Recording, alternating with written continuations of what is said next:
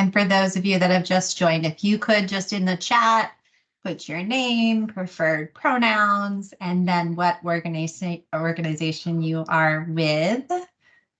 I'm so excited to see some from the Youth Health Action Team. So exciting that you guys are here.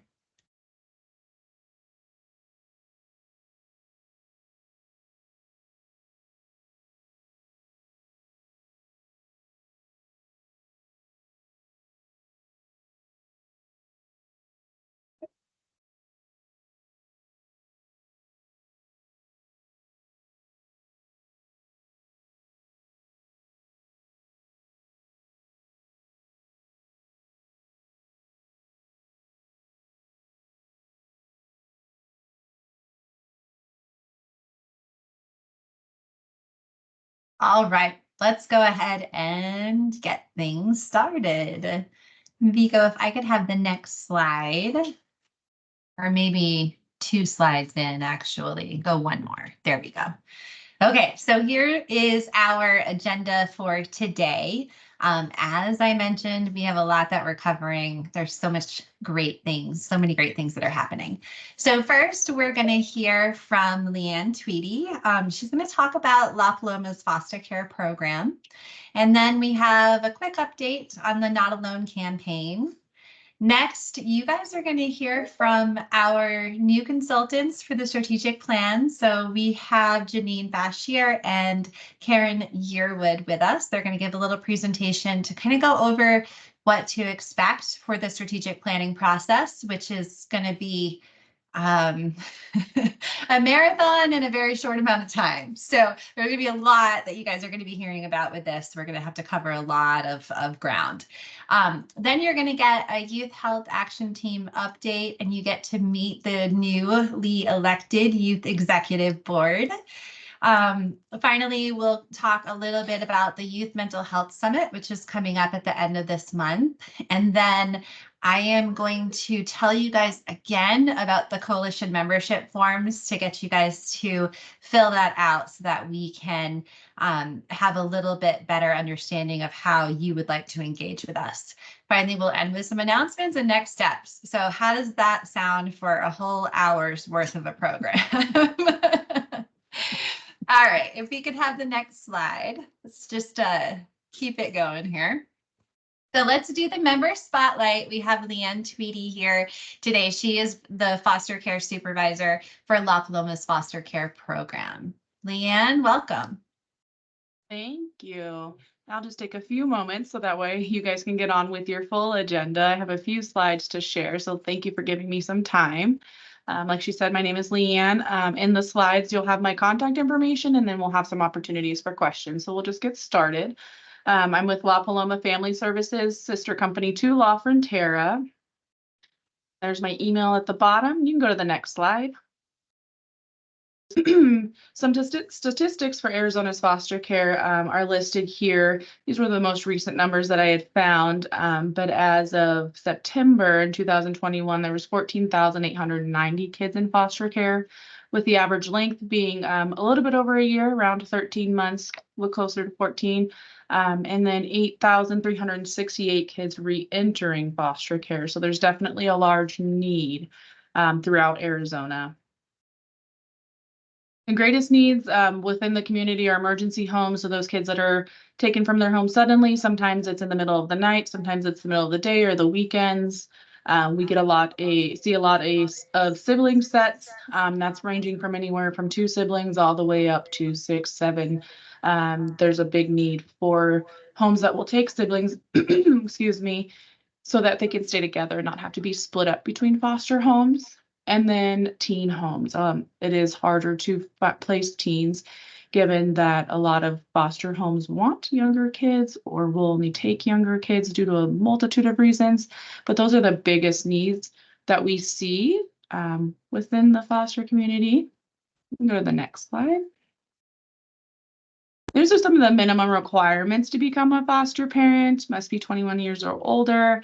Any adults 18 or older living in the household. Those are some of the things that they'll have to pass and clear and have done. And on average takes between 3 to 5 months. That varies depending on how quickly paperwork gets turned in, trainings get done, home inspections, and those sorts of things. So that's why it varies in the length of time. But there are a lot of multiple pieces to it. And if you can't foster, then a good way to always give back is donate. So there's our tax credit information along with the QR code. If anybody wants this slide, I can always send it out after, or that can be distributed. All of the slides actually, but this helps an immense amount for our company as a whole in foster care as well.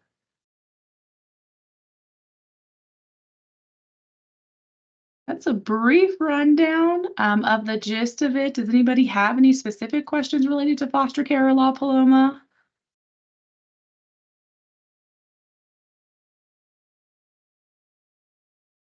How many foster care families do you have now? Do you know that number? Like, and how many do you need? Yeah, I don't know that there's a number on how many we need because I feel like there's always a great need. But currently we have 51 regular foster care homes with 3 or 4 currently pending opening and additional 3 or 4 going into training. So we're growing there. We also do therapeutic foster care, and we have 8 therapeutic foster care families and 2 getting licensed to be therapeutic. So that's growing there too. And then in addition, we also work with closely with the Vail School District with their foster care liaison. So we're always looking to grow in that aspect as well, all throughout Tucson. But building those close relationships with schools is something that we've started to focus on as well. Kathy, you've had your hand up. Oh, you're still on mute. Sorry about that. I was wondering if you all are concerned or have weighed in with the legislature about, I believe there's legislation pending that to prevent foster parents from getting children immunized without written permission from the parents, even if, at first they were saying even if rights had been severed. And I was just, as a school nurse, this worries me. And I was wondering if you all had weighed in on it or had any concerns.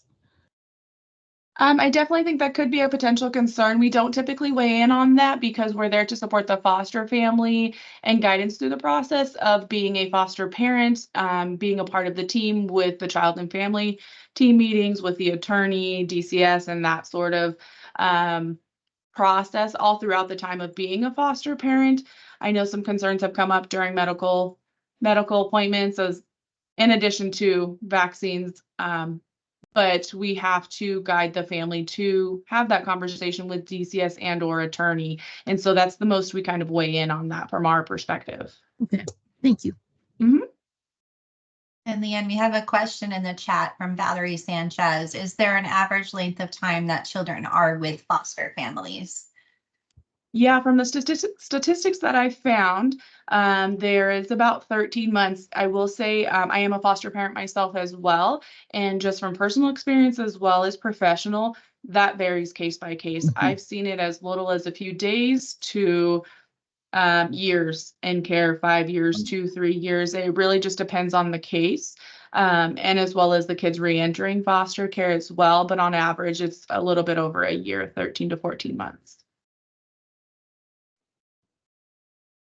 And I think that's pretty interesting to highlight in regard to why we're here, right? Pima Behavioral Health Coalition is like, you foster parents might get a placement that a teacher or school staff only sees that foster parent for the whole year, right? And that's their only understanding of who the parent might be. And engaging kind of that family of origin is really important, or family, I should say placement, not origin, by school staff and in behavioral health care, and knowing that, you know, our foster care agency really strives to work closely with school staff and behavioral health to make sure that the kid has as much help in their temporary placement as possible.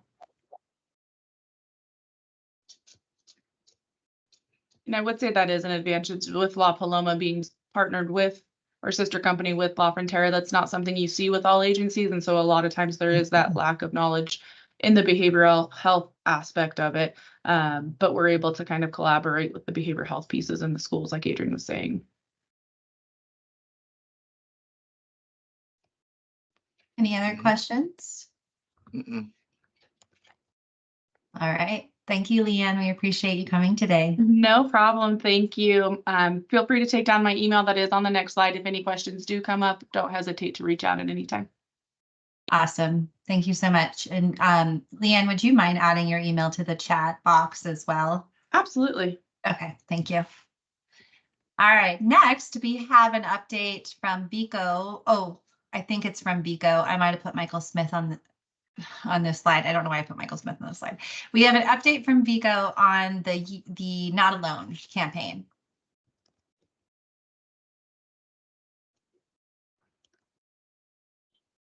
Good afternoon, everyone. Can you hear me? Yes. Awesome. So I believe maybe it was supposed to be Michael Webb who was going to give the update, but no worries. I can also share some updates about the campaign. Just wanted to share a little bit about we're almost done filling our team and finishing hiring some open positions that we had for the Not Alone campaign. Also, you'll get to hear a little bit more of the work that we're doing with the Youth Health Action Team later. I can give a little bit of that update now. We went through recruitment for our executive youth board and also for our regular membership, and have about 30 to 35 youth that are actively engaged with the program. This program is a collaboration with the Pima County Libraries, and they were able to host their first group meeting last Thursday, where all the young folks got to meet together. And it's really pretty incredible to see the wide range of interests that these young folks have, and also the age range. So super cool stuff. I see that Michael has a hand up. Did you want to add more stuff, Michael? Yeah, I put in the chat, Vico, the Not Alone webpage. The major update for this, and if you wanted to add any more, Vico, but if I may, we just wanted to let folks know. You've known for over a year now, actually a year exactly, we started launching the Not Alone initiative. So that is our youth mental health initiative at Pima County Health Department, and it focuses on two primary prongs, right? So we're looking at one-on-one mental health support sessions for youth under 24 years old, right? We are partnered with Cope Community Services to provide that one-on-one mental health support. And then the other prong is peer-to-peer support training that is free and available online in French, Spanish, and English. And we actually are incentivizing that by any young person who completes their Be There certificate, as you can see there, and then present their certificate of completion at one of 11 participating Pima County libraries. They can get a $40 Visa gift card. We've actually given out over 300 of these gift cards, so we know that the program is there is engagement. And probably more engagement than just that. So some folks have probably completed it and maybe not picked up a gift card. So that's pretty exciting to us. But the big update, if Raquel or Vico, whoever's controlling the slides, I think it's you, Vico, if you can go back to the primary landing page. Yep. So the big announcement is that we have cleaned up this landing page. It is so much easier to navigate. In 3 easy steps, a young person knows exactly how to get support to talk to folks. So I want to remind folks, this isn't therapy. They would be talking to someone at Cope that is a behavioral health technician, right? But at the end of those sessions, they go through a care assessment, and they get a specified plan from that is like individual based, right? So Cope engages them in their continuum of care and what's going to be most appropriate for that young person, whether they provide it or they need to refer out. If you remember the old page, there was a lot of awareness building, lots of statistics. We've eliminated most of that, and we've just cut to the chase, right? One of the big things that continues to be a barrier is the parent consent piece, but it's only because talking about mental health is hard even for adults. Think about how hard it might be for any one of us on this call, right? To talk about our mental health when we need support. And even adults lack the language sometimes to like describe how they're feeling or what they are needing to be able to move through to a more healthy mental well-being on the other side, right? So as youth serving professionals and trusted adults, if you are interacting with young people like Kathy, I know I've done an orientation on site for your schools, and we have flyers at your schools where you're a nurse. You know, sitting down with the young person and saying, hey, you know, you were telling me that you're feeling anxious, or maybe you just had a breakup and it would be nice to talk to someone, or you're a straight A student and you just got your first B, right? Whatever the level of stress may be, right? From serious to not as serious, right? You can help by saying, can I help you fill this out? Also, can I help facilitate the conversation by calling your parent and just letting them know that I'm the school nurse and I thought this would be a good resource for you, right? So those are the ways that as trusted adults, as sources of strength in the lives of young people, that you can show up and be an advocate and help link these resources to young people in need. And with that, I'll turn it over to Vico to, if you wanted to share any more about Not Alone. Those are the major updates around that. Thanks so much for jumping in, Michael. I think those were the primary updates. Definitely let us know and reach out if you have any questions regarding Not Alone or the Be There certification. And if you would like to also receive a toolkit that includes posters, stickers, QR codes, we can always coordinate with you to drop those off at any youth serving location. So definitely reach out to me. I love that we've had so many youth do the Be There certificate, and I think it could be interesting for us to look at what was effective with getting them to the site and doing that, because that's a really great success story. All right, next slide, please. So next, we are going to learn about the upcoming fast-moving strategic planning process. And with us today, we have Janine Bashir and we have Karen Yearwood from Bashir and Associates to kind of walk us through what to expect over the next couple of months. So I'll turn it over to you both. Welcome.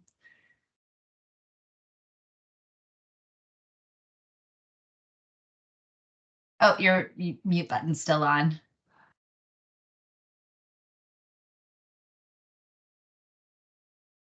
Or maybe it's not your mute button.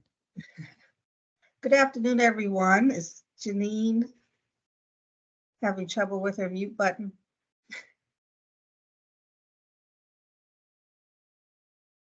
Oh, I think she might have jumped off to jump back on. okay. Oh, here she comes. Sorry about that. Can you hear me There now? we go. Now we can hear you. My apologies. All right. Well, again, I do apologize for those technical difficulties. As you stated, I'm Janine Bashir. I'm the CEO and founder of Bashir and Associates. And if we can go to the next slide. So we're here today to talk about the strategic planning process, which started late February and will go to May. And the reality of this is that we are moving at the speed of light. We normally would do a process like this over 6 months, but we're going to do it within this time frame. And so we wanted to make sure you as members had an idea as to what to expect and how our process looks. Next slide. And so project consultants, as we stated, myself and Karen Yearwood, Bashir and Associates, we come to this work with over 40 years of experience in nonprofit management, human services, government, and we practice, how we practice our work is through a Jedi lens. So we were doing Jedi work before it became popular. So it's something that we are extremely wedded to. Next slide, that's fine. So the process, let's talk a little bit about the process. So phase one is really discovery, and that's really how we're going to ground ourselves and getting to know your organization. It's important for us to understand. It's also important for us to hear from you as a membership. And And so I see, is everyone familiar with JEDI? Yes, justice, equity, diversity, and inclusion. So with those lenses.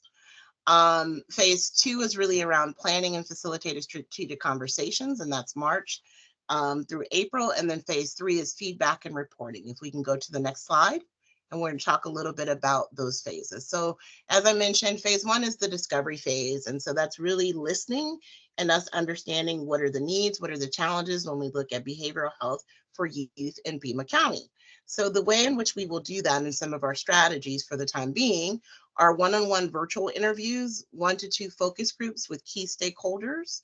And so our focus groups, we're looking at potentially the new youth group that has been added to this. And then we're still developing who else would be in the focus groups. We're also going to conduct community surveys, surveys from community stakeholders and coalition members. And so this is where your part comes in. So we're going to need everyone to participate. We highly encourage it because this is how your feedback in the questions that we'll ask is going to inform the strategic plan. So it's important that you voice your concerns. It's important that you give us your opinions about where the work of the coalition should go. And then we'll do some work with you at the Youth Mental Health Summit. And then from there and everything we've gathered and everything we learned, we'll then present back to the membership what the themes are and how we propose to move forward. Next slide. So again, when we look at phase 2, planning and facilitated conversations. So we'll take all of what we heard and then look at those themes, and we'll do a 2-day strategic planning retreat with the steering committee. And so we'll guide them through a process. So this is not us coming up with something. This is what you should do. This is us looking at research, best practices. This is us really listening and incorporating the things that you said you want to see in the strategic plan. And then we will, throughout this process, provide project updates and coalition meetings, project updates at all coalition meetings. Next slide. All right, phase 3 is feedback and reporting, and that we hope to, we should be done by May, hopefully. So we'll do a presentation of the strategic plan and the final report to the group as to what decisions were made and what is the work that the coalition will do over the next couple of weeks, over the next year or so. Next slide. All right, so couple of things. This again, I want to emphasize is a very fast moving process. And so we know that you guys normally don't get a lot of emails, but during this time, we're going to be sending out some emails to you with a lot of due dates. And so we ask that you please help us. It is imperative that we hear what you need. It's imperative that we incorporate your voice in this process. So whatever we can do, if you have questions, our email is always on there, or you can reach out to Vico any time or step in the process. So with that, I'll open it up for questions.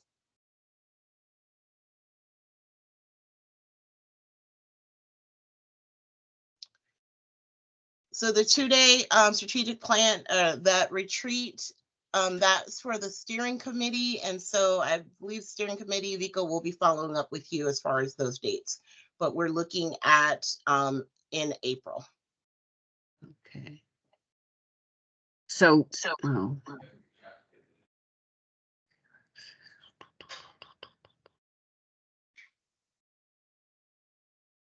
Was someone trying to ask a question? Yes, Anne? Okay, so just following up on that last one. So you don't yet have kind of any projected dates yet for that. I know it's just for the steering committee, but.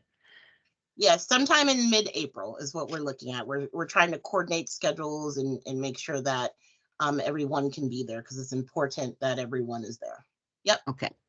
Yep.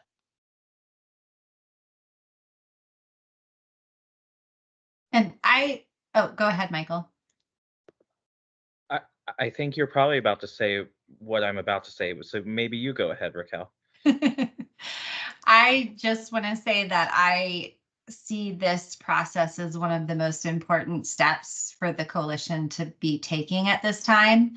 I think this year, we've done some great work and we are about to really embark on a number of wonderful things.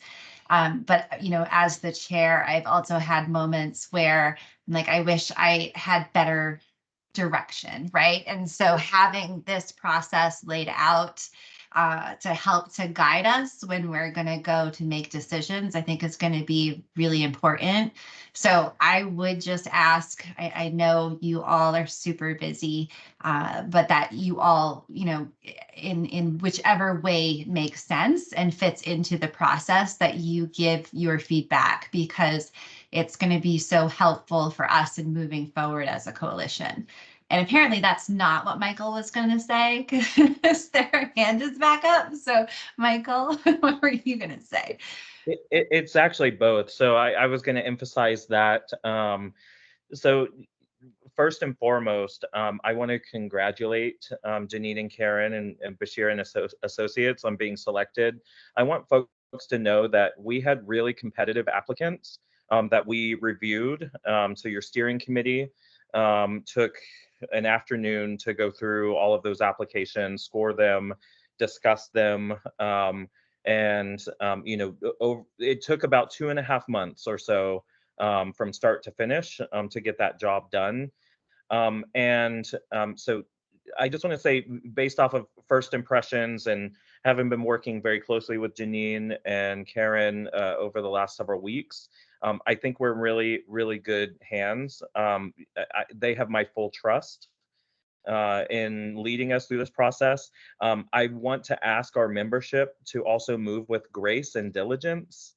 As Janine mentioned, this is typically a 6-month process. And so, we're not doing the waltz here. We're tap dancing, right? With a little bit of break dance in there too, right? And improv. And so let's all move with patience and grace. And I also want to, I want to reemphasize that this not only is going to provide a 3-year work plan, and more identity and organizational development for this coalition. It's going to, I think, give us more motivation for as individuals and why we come to this every month. And as we build out more working groups, right, we have a clear mission and vision.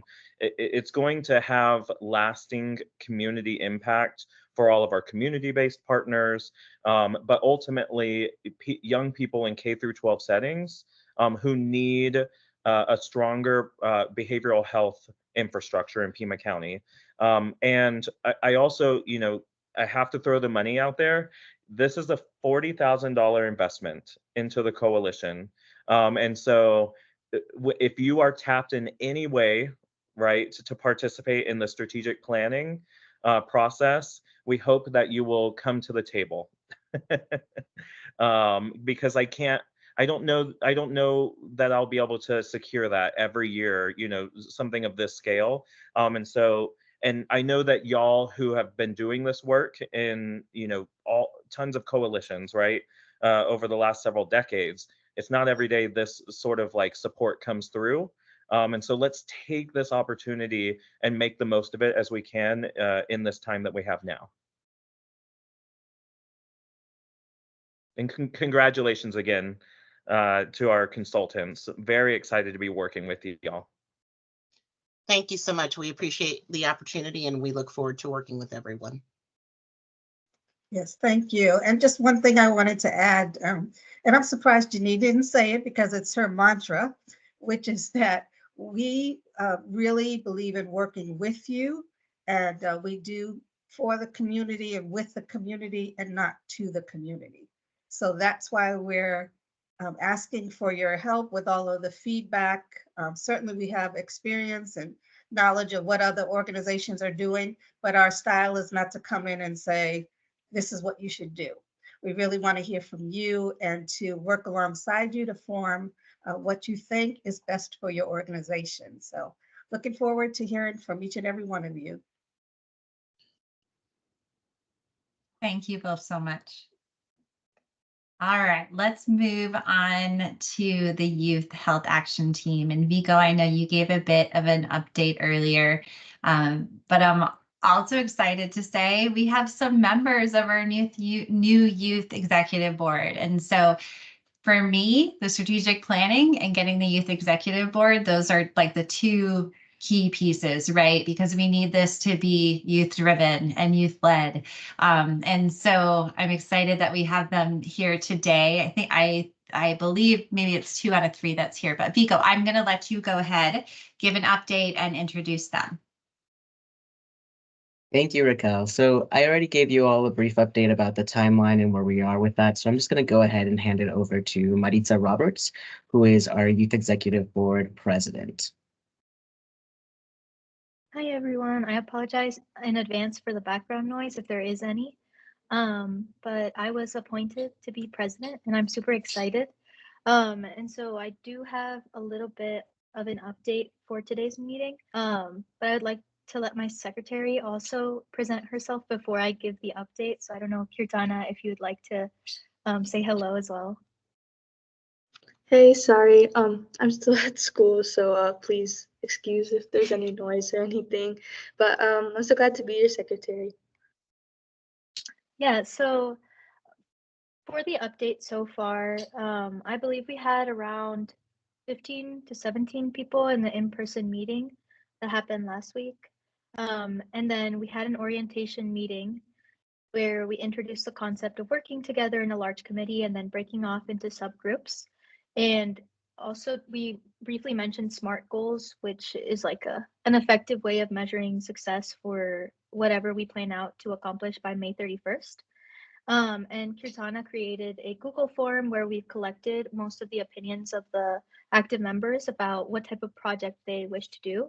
And I've compiled them into a list to let the coalition know. So there's potential interest in outreaching to already established organizations that focus on peer-to-peer mentoring for substance abuse and understanding how our teen representation could further mission goals, and also other topics that were introduced by the teens who filled out the form were surrounding the stigma around substance abuse, teen suicide, peer mentorship, and combating peer pressure. So that's next meeting we'll sort them out and try and pick 1 or 2 to focus on, but this is currently what everyone is interested in. And there's a large lean to create the project in a way that we integrate public speaking with website related design. We have a lot of like web designers in our committee, so they're really interested in using their skills. And some other people are also interested in filming, writing, outreach, and like other creative endeavors. We have a really creative committee. But yeah, that's really all from my end. I'm not sure if Kirtana would like to add anything else to the discussion, but yeah, and we're open to questions as well. No, I think you got everything. There's not much else to add. I think we'll get more results from the survey later on, but for now, I think it's only that. And I think it's pretty set on like the one project, and I think a website would be a lot of people want to do a website. Yeah. Are there any questions for us? Kenneth, are you waving your hand? Go ahead, Kenneth. Yeah, I just have one question. I may have missed this. How many meetings did you guys have? We've only had 1 orientation meeting, and then we have had 1 youth executive meeting with our team because we got results back like a week ago. So Y'all did all of that in 1 and 2 meetings. Y'all can show some adults how to do some things. we're trying to work in the May 31st timeline, so we're trying to fast pass some things. But yeah, thank you. Y'all are intimidating me. You did great. Michael? Hi. So, first of all, this is a historic moment for the Pima Behavioral Health Coalition. And so we have been, doing youth-focused initiatives and networking and community building, coalescing for 3 years now. But this is the first call that we've had young people present on previous calls, but this is the first time we have like young people at the table. And so I want to just first of all say, yes, you're doing incredible things. You've already flown out the gate. It's so impressive. But I also want to remind you, as young leaders, take this with stride. You're the first. There's no way to fail. And for the rest of the coalition members, I want you all to know that we're taking this approach for youth engagement very seriously, and we are in collaboration with our Pima County Public Libraries. I believe Leah is on the call too, and so and we're working with our colleague over at the libraries as well, Carl, and so we have a lot of like trusted adults who are going to work to cultivate this space for the young people so that you get the mentorship that you deserve. But we also are trying to establish a model for youth engagement that also honors the time. And so for our, for the adults on the call, it's important for you to know that our youth executive board, they're being compensated at $25 an hour for 8 hours a month. And so I think we should feel really proud of that. And then all of the general members. So first of all, we had 48 applicants for the 3 executive board positions. Who you aren't meeting today, her name is Hannah. She's the vice president on this group. And so first of all, congratulations to y'all. I can't tell y'all, the applications were wildly impressive, and so just very much looking forward to what y'all are going to do over this time. As much as we can, we're going to try to give you opportunities for personal and professional growth, to give you the spotlight and the ability to lift your voices and be heard and have an equal seat at this table. You're going to learn a lot about this coalition and how your role with this is going to go hand in hand with the Youth Health Action Team. And so just so excited about where we're going, and give it up. These young folks are incredible. This is a big moment for y'all, for us, for this coalition in our community. I think Leah had her hand up as well from the libraries.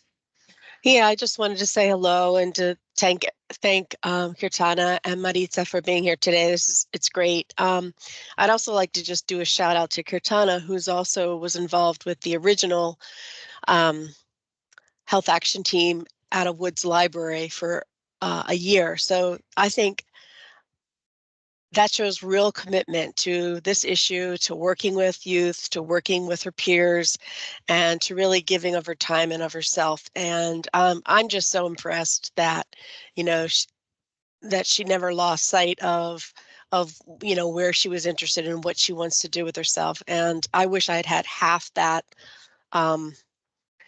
awareness of myself, self-awareness of my goals and my skills that I did that I at right now that she has at her age. So I just wanted to shout out and thank them for doing that. And it's an amazing thing. It's going to be great. And then I just want to add, we are so excited to learn from you.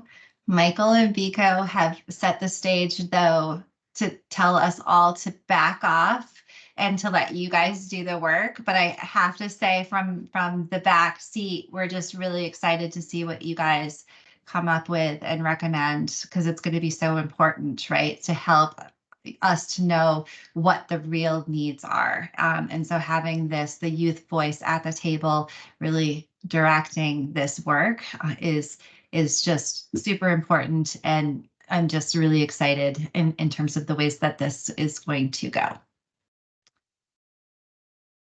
So welcome. All right, so let's shift gears a little bit, and we want to talk to you about the Youth Mental Health Summit. The date is scheduled for March 28th. Vico has an update on it, which is also good news, but maybe bad news. I don't know. I think it's good news. Go ahead, Vico. I'd say it's good news. The good news is that last year our registration maxed out at 85 folks who wanted to attend. And as of today, we are at 110 registries, which is, a significant jump and definitely very exciting. The potentially not so great news is that our capacity for the day's event is 100 people. We know that there will be, a percentage of folks who enrolled or who registered who aren't able to attend the day of. So if you are interested in attending, I do encourage you to sign up like today, because we are basically creating a waitlist system based off of registration flow. So another piece that I wanted to include in today's update is sharing with you that part of the summit will include a youth conversation with members from the Youth Health Action Team. So if you all are impressed by Maritza and Kirtana and want to learn more about what the Youth Health Action Team is doing and their impressions and perspectives around behavioral and mental health needs here in Pima County, definitely attend that part of the summit and join us for a day full of learning and lots of education. Lastly, the other update that I wanted to give is that this year we are, I think last year we did it as well, we're creating summit totes that include pamphlets, brochures, any sort of material that you all would like us to distribute to attendees.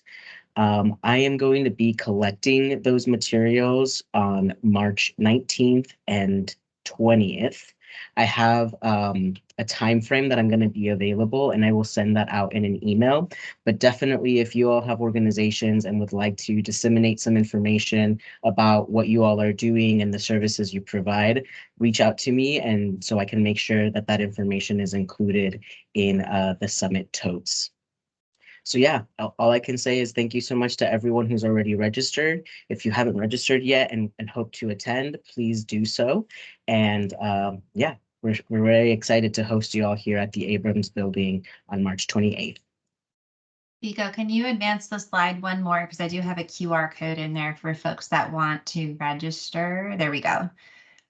So definitely do that if you haven't already, so that we can get you on the wait list. We have some great food coming for the summit as well. Have we given an update on that? So yeah, so similar to last year, we will have lunch included in the day, and that will be provided by Cafe a la Carte, which is great, really delicious food, and also gives us an opportunity to be aware and mindful of people's dietary restrictions and allergies. I also got a confirmation today that Coffee Times will be donating iced coffee, hot coffee, and chai for the morning. So, little perks for sure. excellent, always helps. Great, so if I could have the next slide, go one more. So a while back, I think it was maybe 2 meetings ago, we talked about the coalition membership forms and asked you all to fill them out. So we did get some people that did it, but it's definitely not even close to the entire coalition. So I wanted to bring this back to everyone's attention. And the reason why it's so important to have everybody fill out this form is because, first of all, it's going to tell us a lot about our members. So we're going to be able to learn a lot about you. And we're also going to learn how you want to engage with us. As we are looking at grant funding for the coalition, one of the primary questions is about our coalition membership. And so, right now we're looking at some grants that maybe, might be a good fit for the coalition, but we really need to know more details about our members so that if we do end up applying to the grants, we can fill that information out, because it's obviously our membership has a very broad range of diverse individuals. So I do just want to stress and ask you, I put this at the end so that way once we jump off the call, if you could just fill the form out to get that completed, that would be wonderful. And so as you can see, there's the QR code, and I'll also put the little shortened link in the chat. So let me do that before we go to the next slide. So if you want to click that link, you can do it that way as well.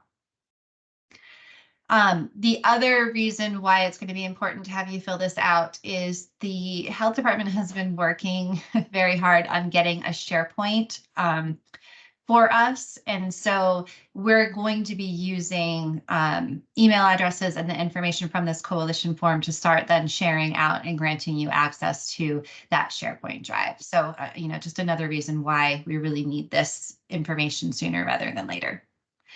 All right, let's go on to the next slide. And I think we are at announcements. I'm actually very impressed with how efficient we have been, considering all of the content we have needed to cover. Michael, your hand is up. Yeah, I'm just wondering, Raquel, do you happen to know how many responses for membership forms we have to date? So the other day when I looked, we only had 9. Okay, so there's just a second ago, there was 34 people on this call. I'm one of those people who have not done that membership form. Ha! So I'm leading the way in facing the call. So if you're one of those people too, please do that today. It really does only take a minute. I will do mine today, and we would love to see, you know, a huge response after this call today. Please and thank you. Yes. Kathy? If we're pretty sure we were one of apparently the 9 that did fill it out, do you want it again just to be sure? I think I filled it out, but I can't swear to it. So you want to just go ahead and do it again? Yeah, just do it again, Kathy. Make sure you're Okay. Maybe as you do it, you'll be like, I totally filled this out, and then you can just cancel out. But it's okay if you do it twice. Thank you. And yes, I want everyone to fill it out, even members of our youth executive board. That would be great. Let's actually, Raquel, if it's possible, can we separate out the Youth Health Action Team and do a specific survey for them? Yes, that's actually a good point because it asks about work groups. So yes, let's have, okay, so let's have. We can figure that part out. Yeah. Yeah, if that's okay. So Maritza, to be clear, let's not have members of the Youth Health Action Team fill this one out, but we'll actually work with you to figure out what your vision is for information you'd like to collect on the YHAT membership, okay? Wonderful. So let's do a quick call to the audience. Does anyone have any events or different things that you would like the coalition to know about that are upcoming things? Thanks, Leslie. Yeah, if you can't remember if you did it, just do it again and we can delete multiple multiple entries. Anne, your hand is up. Go ahead.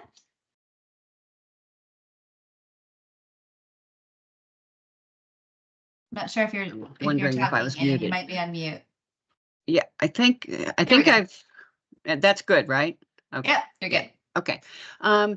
Well, as I put in the chat, Tucson Youth in Peace is also excited because we have just held our orientation for our new 2024 youth leadership team. We also had 21 youth that applied, and in the end, we're kind of working things out. It looks like there'll probably be about 10 youth on the actual youth leadership team because we had a couple of freshmen from college, one from Pima and the other from the U of A.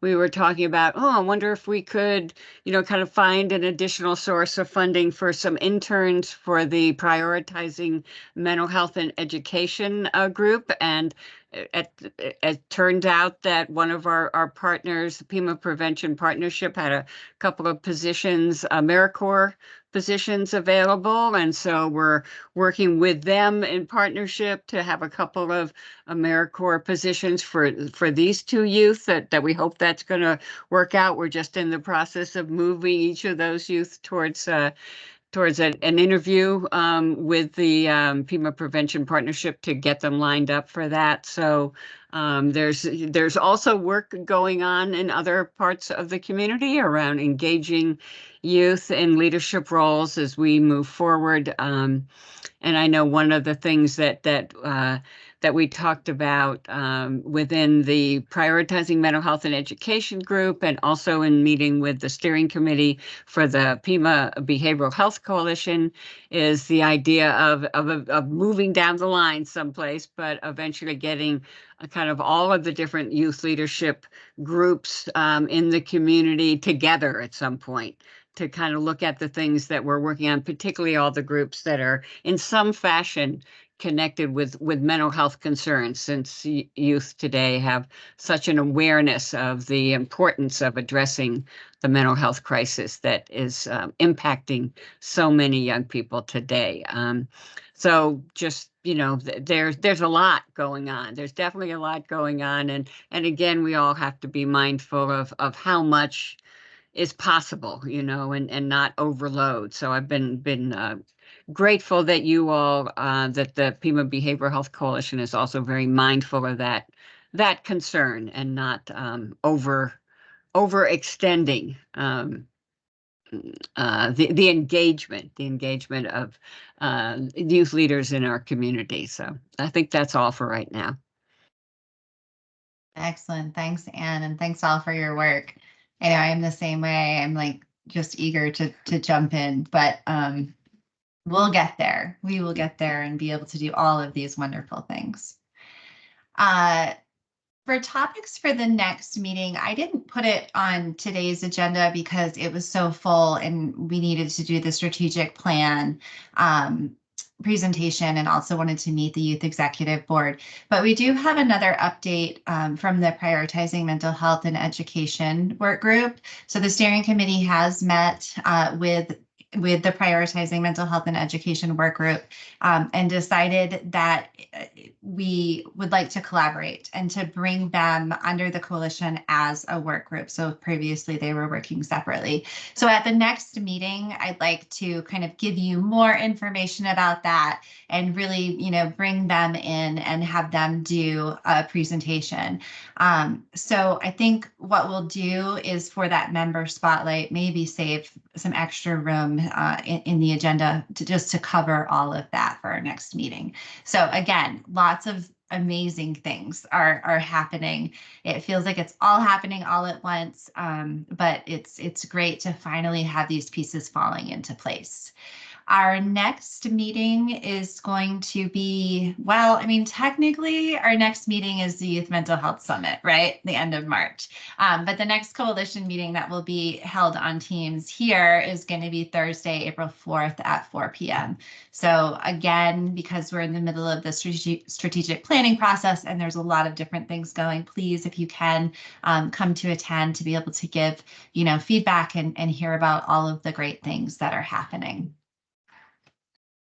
And with that, again, I want to thank you all for coming to today's meeting. I know it's an especially busy time of year, especially for our school staff. So I appreciate you all being here. And we look forward to seeing you at the Youth Summit. Thanks, everyone. Thank you.